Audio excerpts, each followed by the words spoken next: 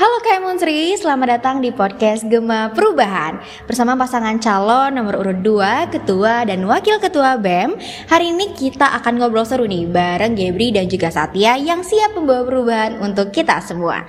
Oke, sebelum kita mulai boleh dong kenalin dulu nih siapa Gebri dan siapa Satya, dan ceritakan nih sedikit tentang kalian dan apa sih yang membuat kalian memutuskan untuk mencalonkan diri sebagai Ketua dan Wakil Ketua BEM Universitas Sriwijaya periode ini. Oke, sebelumnya halo teman-teman mahasiswa Universitas Sriwijaya, salam kenal, kami dari paslon nomor 02 dari Gema Perubahan. Sebelumnya izin perkenalkan, saya Muhammad Gebri Valencia, kerap disapa dengan panggilan nama Gebri, dari Fakultas Teknik jurusan Teknik Sipil angkatan 2023. Dan di sini kami hadir karena sebuah panggilan di mana kita dari sini untuk mensuarakan mahasiswa-mahasiswa. Yang jelas artinya bahwa kami di sini hadir dari mahasiswa dan untuk mahasiswa. Dan di sini saya juga ditemani bersama rekan saya, mungkin boleh untuk perkenalan dulu. Halo rekan-rekan sekalian, perkenalkan nama saya Tri Satya Novrentara, akrab disapa Satya. Saya dari Fakultas Keguruan dan Ilmu Pendidikan, Program Studi PPKN Angkatan 2023. Dan dalam kesempatan kali ini saya mendampingi Saudara Gebri dalam pencalonan sebagai calon Wakil Ketua BEM Unsri tahun 2026. Oke, dari tadi kita udah sempat dengar-dengar nih soal Gema Perubahan. Tadi juga sempat udah ngomongin tentang Gema Perubahan, podcast Gema Perubahan. Mungkin teman-teman di rumah atau yang lagi dengerin podcast ini tuh pengen tahu sih, Gap, Satya, apa sih sebenarnya Gema Perubahan dan gimana Gema Perubahan itu lahir? Ya, tentunya Gema Perubahan ini lahir nggak semata-mata langsung lahir ya. Jadi Gema Perubahan ini lahir itu sebagai karena adanya sebuah panggilan yang seperti sudah saya jelaskan tadi. Karena bukan untuk mengguncang tanpa arah, melainkan untuk membangunkan kembali kesadaran kolektif.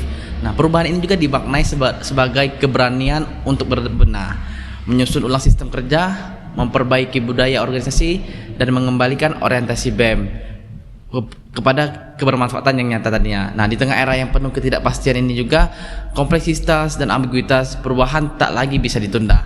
Perubahan harus dirancang, dijalankan, dan dijaga keberlanjutannya.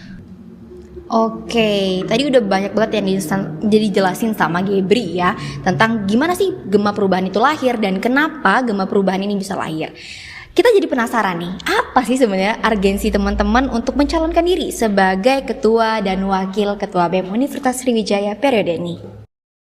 Izin ya, urgensi berkontestasi bukan lahir karena ambisi personal maupun dukungan elektoral, melainkan dari kesadaran reflektif terutama terhadap fungsi mahasiswa, di mana terdapat 5 fungsi dari mahasiswa itu sendiri. Yang pertama itu ada agent of change. Mahasiswa adalah agen perubahan yang mendorong perubahan dan inovasi untuk lingkungan kampus yang terbaru. Yang kedua ada social control, yaitu mahasiswa sebagai kontrol sosial yang mengawal kebijakan agar tetap berjalan dan berkeadilan. Yang ketiga ada moral force, sebagai kekuatan moral mahasiswa untuk tetap beretika, berani bersikap, dan berkonsistensi dalam setiap gerakan-gerakan dinamika kampus yang ada. Yang keempat ada iron stock, yaitu bahwasanya mahasiswa itu adalah sebuah penerus bangsa yang memang harus dipersiapkan melalui kepemimpinan dan proses dalam dinamika kampus yang ada. Dan terakhir ada guardian of value, yang adalah mahasiswa memiliki nilai-nilai yang bagus sebagai penjaga nilai juga, yang merawat nilai-nilai kejujuran, keadilan, dan juga demokrasi yang ada di dalam kampus. Oke, menarik banget nih dari alasan kalian berkontestasi Gema Perubahan lahir.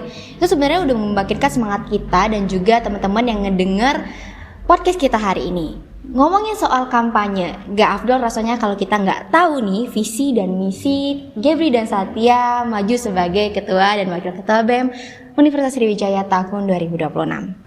Oke, terima kasih ya Fanny. Tadi kalau berkaitan dengan Afdol, mungkin visi misi ini bakal kami bagi 2 ya, karena kami semesternya udah ketemu juga nih. Jadi kalau dari visi, yang dimana kami selalu menggaungkan suatu perubahan. Yang jelas bahwa visi kami adalah mengaktualkan kembali denyut marwah BEM Universitas Sriwijaya sebagai simpul pergerakan yang lahir dari rahim intelektualitas dan partisipasi keluarga mahasiswa Universitas Sriwijaya. Tempat napas perjuangan bertemu dan bergerak menjawab zaman dengan berpijak pada nilai-nilai Tridharma perguruan tinggi. Mungkin misi buat rekan saya nih. Oke, tadi sudah disampaikan oleh Gebri perihal visi, yang dimana misi yang kami rancang merupakan integrasi dari visi yang telah kami rancang juga. Yang pertama itu ada mengaktualkan peran BEM Universitas Sriwijaya sebagai penggerak nilai-nilai sosial melalui program kerja kolektif yang berpijak pada kebermanfaatan nyata bagi masyarakat sebagai wujud tanggung jawab intelektual mahasiswa. Lalu yang kedua, ada menghidupkan pergerakan mahasiswa yang berakar pada intelektualitas dan keberanian berpikir serta menghadirkan kontribusi yang konkret terhadap jawaban atas persoalan zaman. Yang ketiga, ada merawat dan menumbuhkan harmonisasi internal sebagai upaya ikatan kekeluargaan yang solid dan inklusif sebagai fondasi kolaborasi yang berkelanjutan. Dan yang terakhir, mengokohkan fungsi advokasi sebagai wujud keberpihakan BEM Universitas Sriwijaya guna untuk memperjuangkan kesejahteraan, keadilan, dan hak-hak manusia secara berintegritas dan berkesinambungan. Oke, kita bakal masuk ke bagian yang paling penting dan paling dinanti-nanti nih.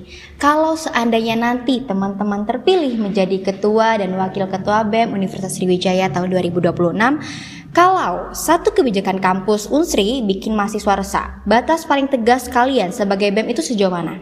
Advokasi, mediasi, atau aksi?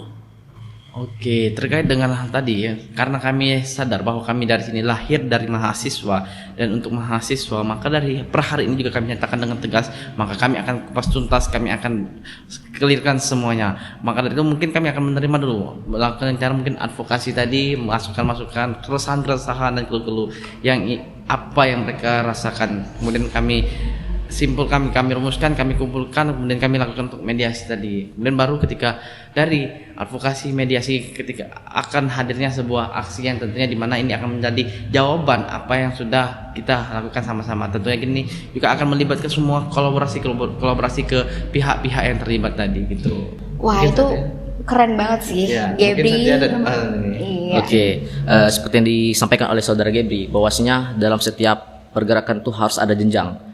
Harus melalui mediasi, advokasi, baru aksi. Jangan langsung kita melakukan aksi, tapi kita juga harus ada planning awal, bahwasanya last option apabila memang suara ataupun mediasi dan advokasi kita tidak dijalankan, maka kita bisa melaksanakan last option tadi, yaitu aksi.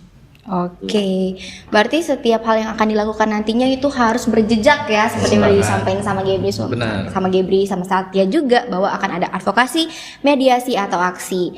Terus nih, kenapa sih mahasiswa Unsri harus percaya bahwa kalian bukan cuma pengen menang pemilihan, tapi beneran siap ngerawat BEM Universitas Sriwijaya selama 1 periode ke depan?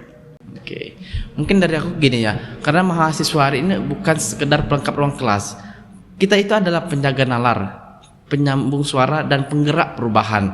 Namun, jujur kita akui nih, terlalu sering suara mahasiswa yang terdengar hanya saat pemilihan. Lalu, ketika semuanya sudah berjalan lancar dan selesai, menghilang. Saat masalah datang, hilang semua tanpa arah. Di situ, ketika hak kita diabaikan, ketika kebijakan tidak berpihak, ketika keresahan hanya berakhir dari obrolan grup, kita bertanya nih, di mana BEM? Nah, di sini kami tegaskan kembali bahwa Gema Perubahan 02 ini hadir bukan untuk sekedar menang, tetapi untuk mengembalikan makna BEM sebagai rumah perjuangan mahasiswa tadi. Maka dari itu, dengan adanya hal ini, kita sama-sama bisa berkolaborasi, baik dari tingkat advokasi, pergerakan, dan juga adanya wadah dan fasilitator tadi gitu. Oke, kalau dari Satya gimana nih? Oke, mengenai hal tersebut, bahwasanya mengenai pemira ini, bahwasanya kan kalau kita ingin tahu posisi dari Gema Perubahan, dan teman-teman juga bisa melihatlah visi kami. Kami di sini hadir bersama visi yang telah kami rancang tersebut. Jadi teman-teman cukup melihat saja visi, bukan melihat dari kami, karena kami ini membawa apa yang jadi keresahan mahasiswa. Sejatinya kami dari mahasiswa, tentunya untuk mahasiswa juga. Oke, keren banget ya teman-teman semua jawaban dari Gebri dan juga Satya tuh kayaknya aku jadi makin yakin nih untuk menetapkan pilihan aku di pilihan 02 ya gitu. Bicara soal kampanye, tentunya nggak lengkap banget nih kalau teman-teman nggak nyampein sih apa sih yang mau teman-teman sampaikan ke teman-teman mahasiswa yang lagi nonton atau lagi nyaksiin podcast kita hari ini. Oke, terima kasih. Jadi terkait dengan ini kami pastinya tentu bakal mewujudkan dari segala faktor, baik advokasi dan juga ada pergerakan, dan tadi sempat saya highlight juga bahwa menjadi di wadah dan fasilitator tadi. Nah, untuk di advokasi itu sendiri kami percaya bahwa advokasi itu bukan tentang tampil siapa yang paling keras, melainkan siapa yang hadir paling konsisten. Nah, Gema Perubahan ini juga bakal berkomitmen menjadi BEM sebagai pelindung hak mahasiswa yang mendengar sebelum bertindak, yang berdiri bersama mahasiswa, bukan di atas mahasiswa. Setiap keluhan adalah amanah, setiap ketidakadilan adalah panggilan. Dan juga dari sini kami bakal mengimplementasikan di bagian pergerakan bahwa mahasiswa ini adalah ruh perubahan, karena tanpa pergerakan kampus hanya akan diam dalam rutinitas. Gema perubahan ini juga akan menghidupkan kembali budaya kritis yang akan kami lakukan sama-sama tadi, tentunya tentang pergerakan dan juga yang pasti sudah terarah dan terorganisir dan berdampak nyata, bukan bergerak sesaat demi sorotan tadi. Dan banyak lagi mungkin di wadah dan fasilitas yang izin menambahkan juga tadi sudah sampaikan bahwasanya Gema Perubahan memegang 3 pilar seperti advokasi, harmonisasi dan juga pergerakan. Tapi juga Gema Perubahan ataupun nantinya menjadi BEM itu bakal berfokus juga mewadahi atau memfasilitasi mahasiswa Universitas Sriwijaya. Oke, tadi kita udah dengar ini banyak hal dari Gebri dan juga Satya. Kita udah jadi semakin tahu nih apa sih sebenarnya hal yang pengen mereka bawa, hal apa yang pengen mereka bangun, dan dari mana mereka lahir, dan untuk siapa mereka ada di sini. Oke, pertanyaan terakhir nih dari aku. Kalau 1 tahun ke depan mahasiswa Unsri ingat kepemimpinan kalian tuh pengen dikenang sebagai BEM yang seperti apa sih?